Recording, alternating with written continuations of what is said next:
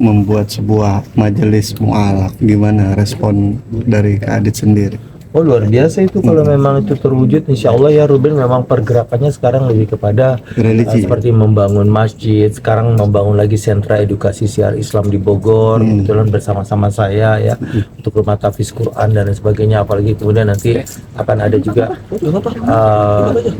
juga majelis mualaf. Itu masya Allah sekali.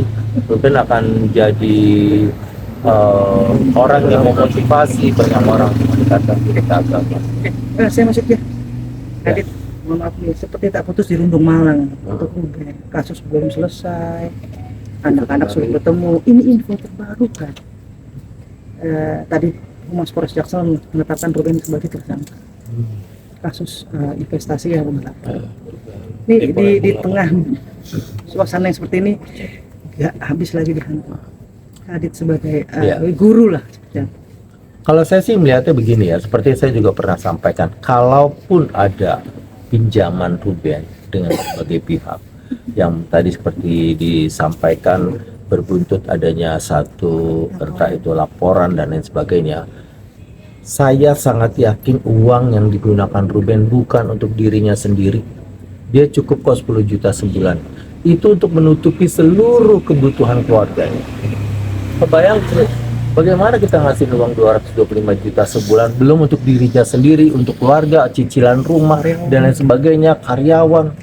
Jadi kalau dia akhirnya meminjam ke sana kemari, lagi-lagi itu bukan untuk dirinya sendiri. Benar-benar dia jadi martir, mengorbankan dirinya untuk banyak orang. Ya, jadi sekarang sampai pada titik kalaupun akhirnya ada Ruben dijadikan tersangka dan sebagainya, ini babak baru dalam hidup.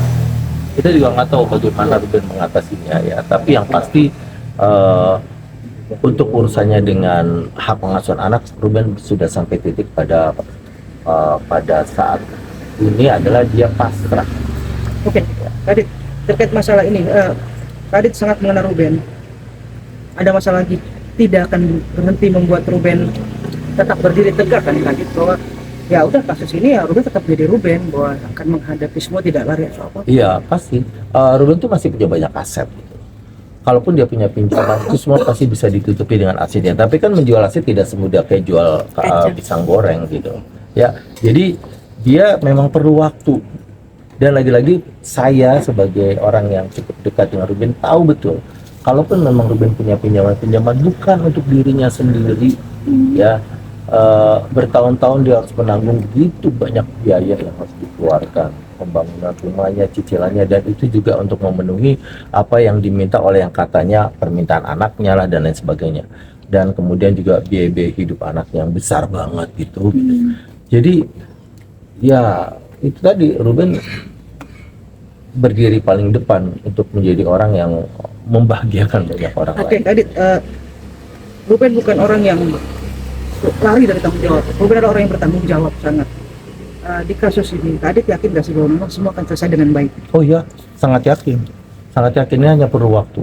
Kalau memang Ruben punya pinjaman, itu hanya masalah bagaimana segera nih aset-aset yang Ruben itu dijual ya, kemudian dia mengatasi. Dan satu hal lagi yang seperti saya sampaikan lagi, begitu ini selesai, apakah Ruben benar akan mengundurkan diri dari entertain, lalu kemudian dia ingin benar-benar memberi ruang bagi dirinya sendiri ya, seperti yang dia impikan. Dia ingin tinggal di Madinah dan lain sebagainya, belajar agama lebih dalam sampai dia betul-betul mendapatkan kesehatan mentalnya gitu. Dan kemudian dia mungkin balik lagi ke dunia entertain, kita nggak tahu.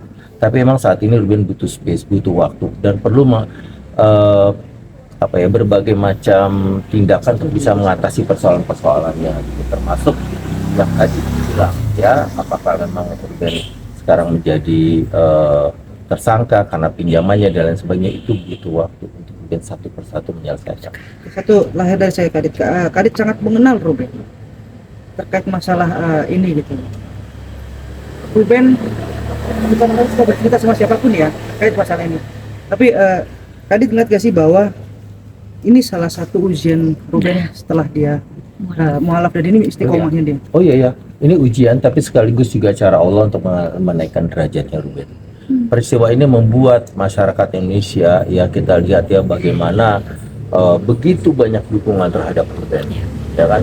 Itu bagaimana akhirnya Ruben juga tanpa sadar menjadi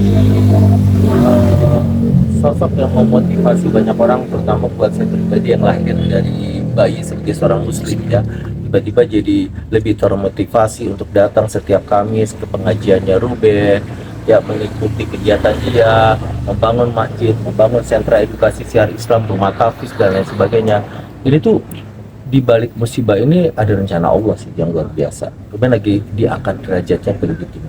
Sangat berat ya Kak Adit, bisa dibilang ya ujiannya ke Ruben sendiri dari anak sampai sekarang hari ini masih aja ujiannya luar Ya, biasa. makanya ada satu kalimatnya Ruben kan, jadi gue satu hari aja. Ya.